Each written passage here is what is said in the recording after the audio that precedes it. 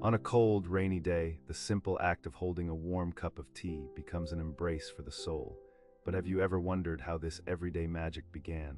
How did a few green leaves steeped in water transform into the world's second most consumed drink? The journey of tea stretches across millennia, weaving through the lives of kings, monks, and ordinary people on distant shores. Today, we embark on an exploration of this tiny leaf's profound impact on our lives, tracing its path from ancient. Our tale begins 5,000 years ago in ancient China, a land steeped in legends. Picture a great emperor, Shen Nong, known for his wisdom and deep love of nature. One afternoon, while resting beneath a tree, he boiled water for a drink. A gentle breeze carried a few leaves from above, landing softly in his pot. The water shimmered to a golden brown, releasing an enchanting aroma. With curiosity piqued, the emperor took a sip, experiencing an unexpected burst of energy and tranquility. Initially, tea was not a social beverage. The Chinese revered it for its medicinal properties, believing it could cleanse both body and mind. Healers and holy men safeguarded the knowledge of tea's benefits, using it to treat ailments ranging from tired eyes to stomach pains. For centuries, this revered plant remained a closely guarded secret, known only to a select few. As time flowed on, perspectives shifted. During the Tang Dynasty, around 1,200 years ago, tea evolved into an art form, transcending its medicinal roots. Celebrated poets captured its beauty, likening it to liquid jade. Philosophers proclaimed tea as a means to achieve balance and reconnect with nature. In this golden age, tea was prepared with care. Leaves were ground into a fine powder and whisked into hot water, creating a frothy delight. The vibrant green hue marked the dawn of tea as a cult. Yet this humble leaf was destined for a greater journey. As ideas traversed borders, tea began to spread beyond China, traveling along the paths of monks and traders. One significant stop was Japan, where monks ventured to study. They found that tea enhanced their focus during long meditation sessions. Upon their return, they brought tea seeds, allowing this sacred beverage to flourish into a spiritual practice. In Japan, tea transformed into the way of tea, a ceremony rich in beauty and mindfulness. Envision a serene room where each gesture is deliberate and every bowl is selected for its elegance. This ritual teaches presence and reverence, illustrating how the simple act of making tea continued its journey, reaching Korea, where it was cherished in temples. In Vietnam and Tibet, it adapted to local cultures. In the chilly heights of Tibet, tea was mixed with yak butter and salt, creating a thick, warming soup that sustained people against the cold. One plant in diverse lands morphed into various forms, reflecting the lives of those. While Asia was falling under tea's spell, the far-off continent of Europe remained unaware. For years, Europeans quenched their thirst with water, wine, or beer, oblivious to the existence of this exotic leaf. But in the 1600s, the age of discovery ignited a transformation. Explorers sailed the seas, seeking treasures and spices. The first Europeans to drink tea were the Portuguese and Dutch. Imagine the moment a sailor sipped this hot, bitter infusion from distant lands. It was unlike anything he had ever encountered. Initially, tea was a luxury, reserved for the wealthy, stored in locked tea caddies, with only the lady of the house. Curiously, many Europeans misprepared tea, boiling the leaves, discarding the water, and attempting to consume the soggy remnants. They needed to unlock the secret of this mysterious liquid. Soon, word spread of tea's health benefits, with doctors claiming it could cure headaches and uplift spirits.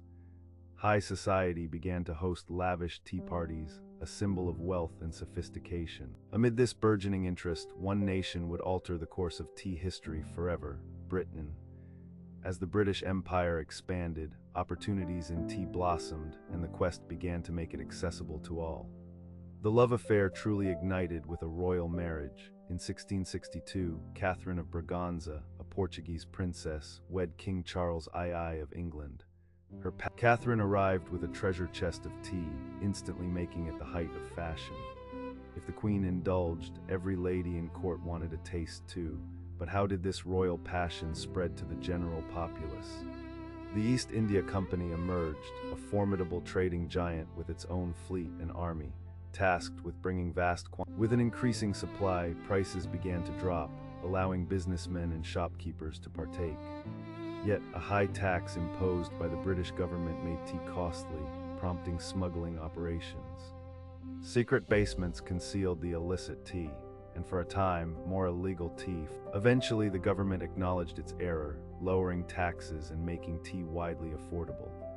By the 1700s, tea gardens blossomed in London, verdant spaces where people gathered to sip and socialize, blending music and laughter. Tea played a vital role during the Industrial Revolution, where it offered a safer alternative to water, which was often contaminated. Boiling water for tea eradicated germs, leading to healthier, more alert workers. The industrious British Empire thrived, fueled by the humble cup. As the British embraced tea, they crafted a culture around it, leading to the rise of afternoon tea. This cherished tradition stemmed from the Duchess of Bedford, who, feeling a midday slump, began requesting tea and snacks at 4 o'clock. Friends soon joined her, and the ritual of elegant afternoon tea evolved into a cherished occasion, marked by delicate porcelain cups and refined treats. It became a moment of elegance, a pause in the hectic pace of life. Yet tea also integrated into working-class culture, where strong black tea with sugar and milk offered an affordable end. The distinction between afternoon tea and high tea became clear. High tea, a hearty meal served at a taller table, featured meat, bread, and cheese, encapsulating the working-class experience. The British uniquely adapted tea, adding milk and sugar. Because the tea they were getting from India and Sri Lanka was strong and dark, the British found solace in its smoothness when mixed with milk and sweetness from sugar. Consider the tea break. In British offices and on construction sites, everything halts for a cuppa. It becomes a moment of equality, where both boss and worker cradle the same warm mug. The British, known for their stiff upper lip, find calm in a crisis. The first thing a British person does is put the kettle on. Whether it's a celebration or a moment of sorrow, tea is the answer, weaving itself into the very social fabric of it. While the British steep their tea in milk and sugar, the Chinese preserve a rich tradition. For them, tea is not merely a social break. It represents a profound connection to the earth and the self. In China, tea is one of the 7 necessities of life, alongside rice and oil. It is, more importantly, an art form. To grasp the essence of Chinese tea, we delve into Gongfu Cha. This does not refer to martial arts, but to making something. In a Gongfu ceremony, the tea maker is akin to an artist. They wield a small clay teapot and tiny cups, washing the leaves first to wake them up. Water is poured from a height to incorporate oxygen, with meticulous attention to every detail. The temperature, the steam's aroma, and the leaves' vibrant color. The goal transcends mere nourishment. It is about appreciating the tea. Each sip reveals a changing flavor, evolving. China boasts hundreds of tea varieties. Green tea, fresh and grassy, contrasts with oolong, fragrant with floral or fruity notes.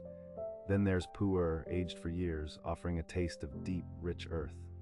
Chinese tea culture is intertwined with philosophy, especially Taoism and Buddhism. It embodies the concept of Wu Wei, flowing effortlessly with nature. Drinking tea is an invitation. In a Chinese tea house, milk or sugar is absent. They seek the soul of the leaf, believing that milk obscures the plant's natural beauty, like painting over exquisite wood. Tea serves as a sign of respect. Young people offer it to their elders, and during weddings, the bride and groom serve tea to parents. We witness 2 distinct worlds. One is a bustling social ritual with milk and pastries, while the other is a serene, spiritual ceremony focused on the pure essence of the leaf. Both are beautiful, yet they reflect different aspects of the people who cherish them. 2 worlds share one tiny leaf, each telling a unique story. It's as if 2 languages are speaking. In Britain, tea often serves as a backdrop, a companion to conversations, business meetings, or snacks. It represents social tea. Meanwhile, in China, particularly during a ceremony, tea itself becomes the event. It is meditative tea.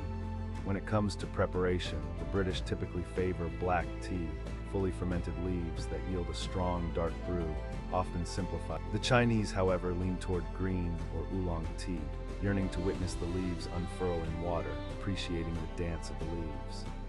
For the British, the perfect cup is dark, hot, and creamy, a marriage of milk and sugar. In contrast, the Chinese ideal is pure, seeking hui gan, a naturally sweet aftertaste, evoking the mountain air. The philosophies diverged too. In Britain, tea symbolizes home and stability, a warm blanket for the mind. In China, it embodies harmony and nature, offering a glimpse into the natural world. Despite these differences, a powerful connection exists. In both cultures, tea is an act of sharing, a means to connect with oneself or a friend. It encourages a deliberate slowing down, reminding us that even in haste, the kettle no matter if one resides in a high-rise in Shanghai or a quaint cottage in the English countryside, the message remains: stop, breathe, enjoy this moment. Two worlds, one leaf. Distinct traditions, yet united by a shared human need for tranquility. Today, tea transcends boundaries. In Morocco, sweet mint tea flows from ornate glasses. In India, chai combines tea with spices like ginger and cinnamon. In the United States, iced tea with lemon is a summer favorite, while Taiwan delights in bubble tea, a chewy concoction that has captivated the world. Tea continues to evolve, with science unveiling its health benefits, from antioxidants to heart. Yet we don't require scientists to validate what we instinctively know. Tea makes us feel better. Reflect on the journey of this humble plant, from a legendary emperor's pot 5 millennia ago to the holds of grand sailing ships, to royal palaces, and ultimately to your kitchen.